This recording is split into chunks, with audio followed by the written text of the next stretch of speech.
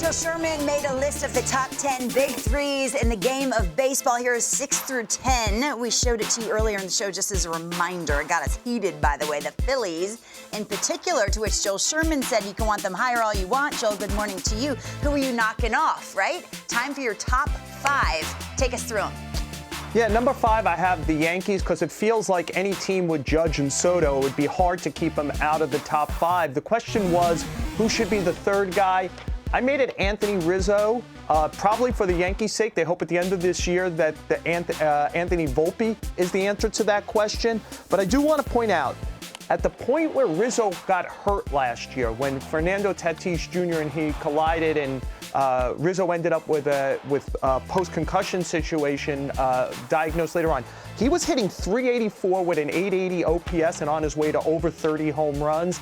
Even gets close to those numbers with Soto and Judge, it just completely flips the offense from bad to good this year. What do you guys think of this list? H, you said you wanted the Phillies in the top 5. Can we see the top 5, that list? Yeah, let's get them. I want to go back on this Yankees thing. Okay. I think Judge, Soto, and for me, it's Volpe.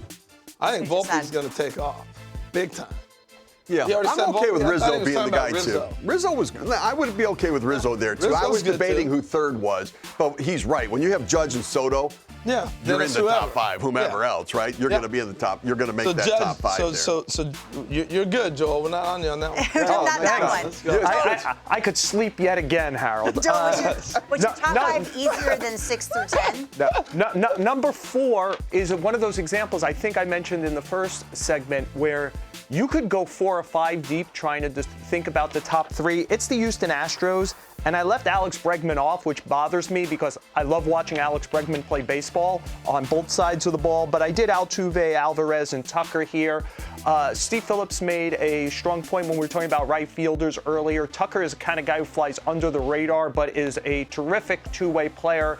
Alvarez is in that top 3 or 4 for toughest at-bat in the sport. And to me, I made it Altuve instead of Bregman because to me, when I watch the Astros play, and I see a lot of them, he feels like the engine to everything they do. When he's good, they're great. I'm with you.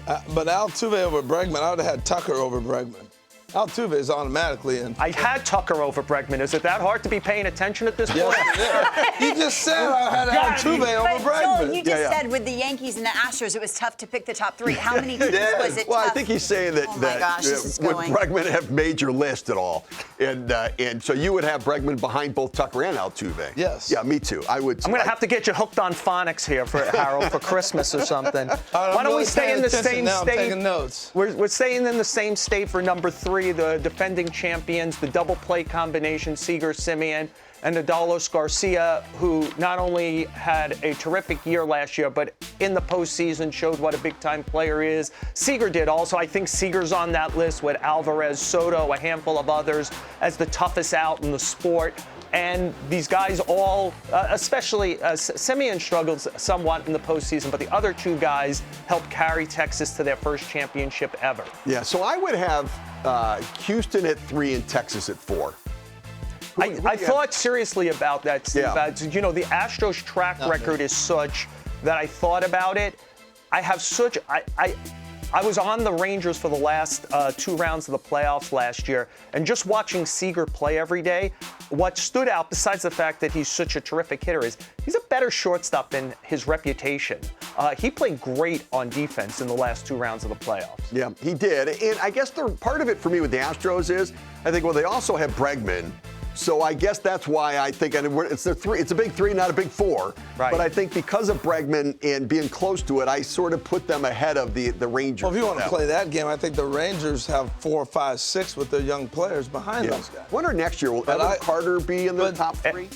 Evan Carter, Jonah Heim. And they're coming. Josh Young. And Young, I like those 3 guys. Yeah, they're pretty good. More than the rest of the Astros, if you want to look at it that way. Yeah. But I do think the top 2... But sticking to the theme here real quick. Yeah.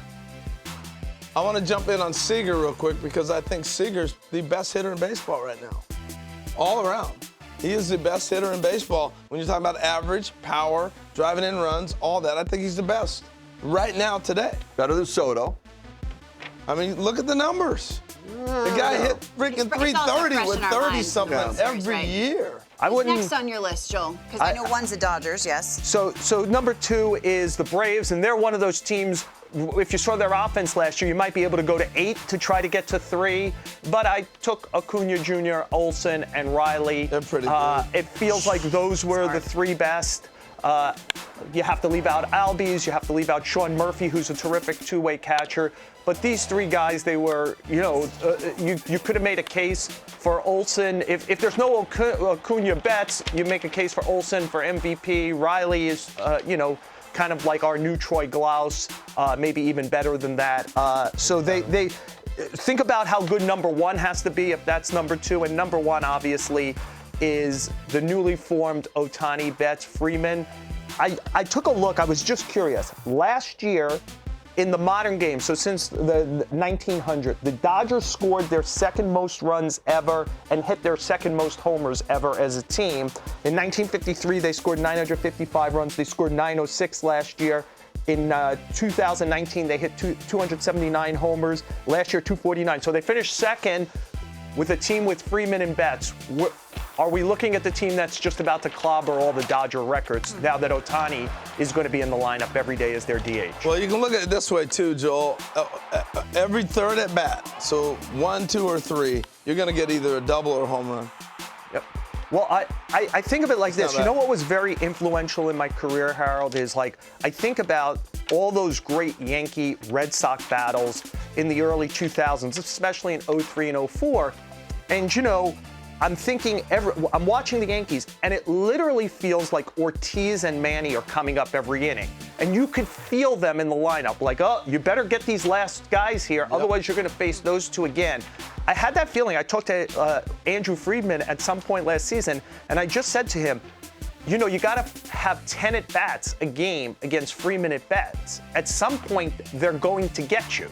And it just feels like I was watching the Mets play the Dodgers, and it's just like those guys felt like they were up all the time. Now think about adding Ohtani to that. That's 15 plate appearances a night by those 3 hitters. We saw it to some degree with the Braves last year with the 3 I had at number 2. It is hard to go over and over and over the lineup and not have damage done against you. Well, you're not even mentioning Muncy and Will Smith and now Teoscar Hernandez. And so, Gavin Lux back this year. And so those Yankees-Red Sox lineups, I always refer to them, I thought they were circular lineups. Like 1 through 9, they were the same guy. They could all hit for average, they could all hit for power, they could all get on base, they could all do so many different things. And I think you can look at the Braves and Dodgers as really circular lineups, and maybe even the Texas Rangers right now, with the depth of lineup that they have, that they're all sort of the same guy, and they can all bite you at some point. All right, I'll throw something at you guys all. That all said, I still think the Braves are the best lineup.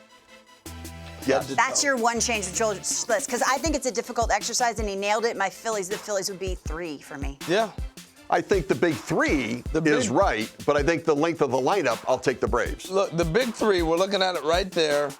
I do not see how the Phillies are not in the 5. The Astros get bumped for me. No. Yep. Jordan Alvarez, no way, man, not for me. But listen, great conversation. Joel, awesome job with this. Fantastic, Lord, as well. Pretty interesting stuff.